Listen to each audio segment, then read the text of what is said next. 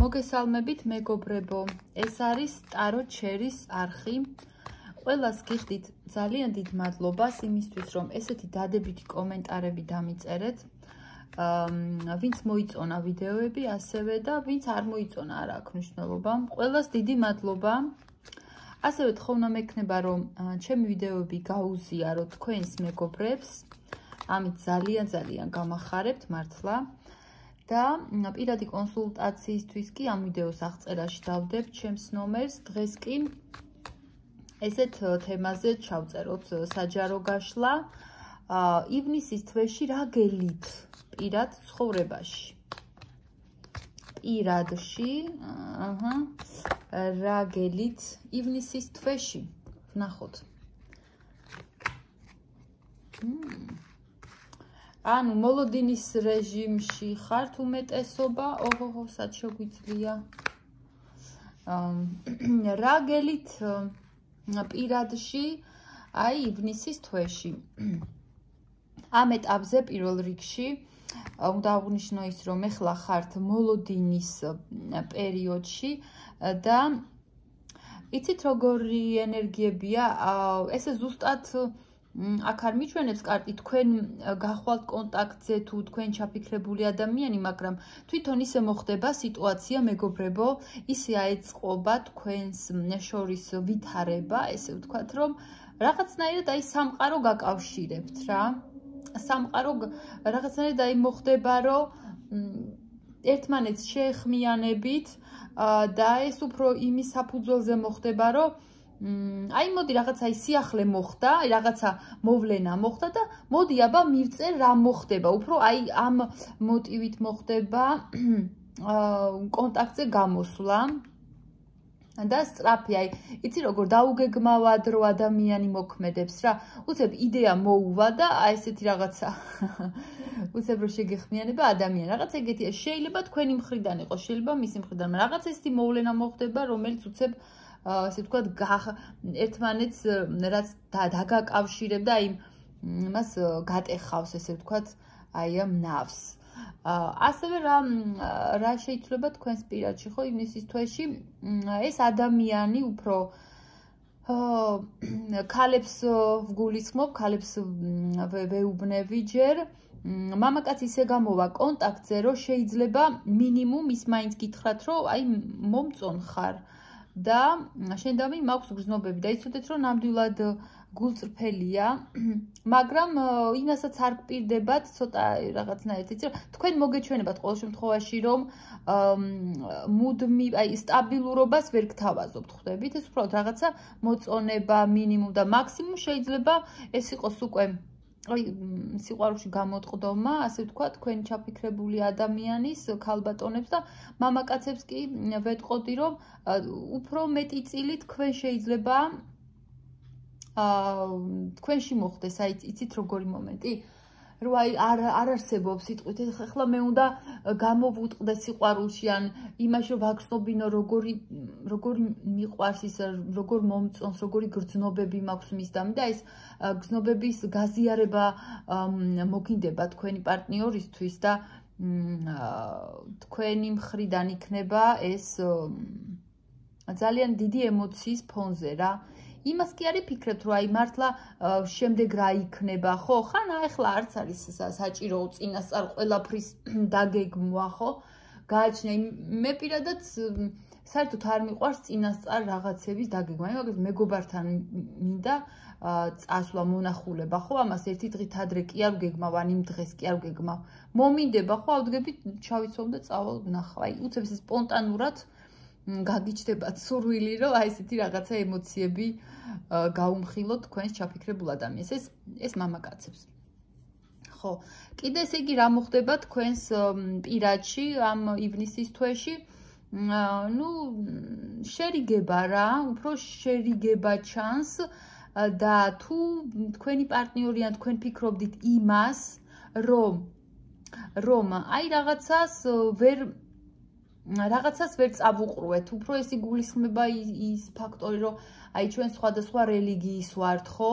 ან ეროვნების ვართ სხვადასხვა და ეს ხელისშემშლელი ფაქტორივით იყო რაღაცა მურმანისეკალივით, ხო, თქვენს ურთიერთობაში, ან ასაკობრივი, ორივე ჩათვლით, რომ არა უშავს და ნუ იპუსს ესე უკაცრავად რუსულისთვის, მაგრამ წაუყრუებთ ზუსტად აი მაგას, რომ არა უშავს, ნუ დაუშვათ არის ხო ეგ ხელისშემშლელი ფაქტორი და ვეღარ აღიქვამთ, რომ ეს რაღაცა ბარიერი არის თქვენ შორის. აი ვეღარ აღიქვამთ და საერთოდ დაივიწყებთ აი ესეთ ხელისშემშლელ ვითარებას თქვენ შორის.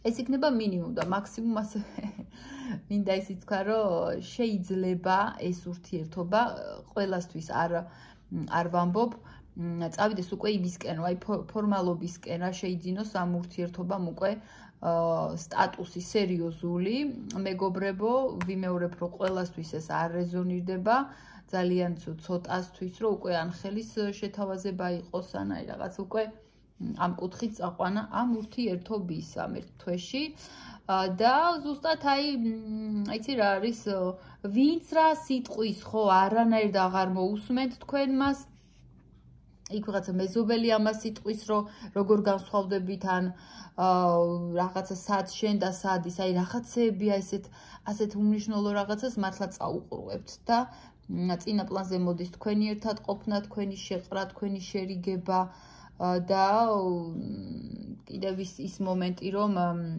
თუ კი რაღაცა არ მოგწონთ ხო ამ ურთიერთობაში ერთმანეთს კი არ ეჩხუბებით და რაღაც ამ ერთმანეთის ნერვების ხარჯზე კი არ გადადის ხო ეს რაღაცა შეხლა შემოხლა არამედ განმარტოვდებით თქვენს და თქვენი პარტნიორის და აი რაღაცა გარედან უყურებთ ამ ურთიერთობას აი რა შევალამაზო რა გამოვასწორო უფრო ანალიზის კუთხით უყურებთ ამ ურთიერთობას ორივე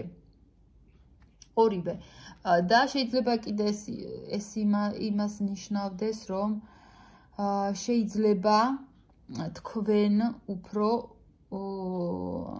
მარტოდ იგრძნოთ თავი იცით ამ ურთიერთობაში კი ერთად ხართ რაღაც მაგრამ თქვენი აი ვინც მისმენთ ხო უფრო თქვენი იგრძნოთ ესე თავი რომ იცი რა არის ხო ვითომ ერთად ვართ ხო მაგრამ მაინც მარტოსულად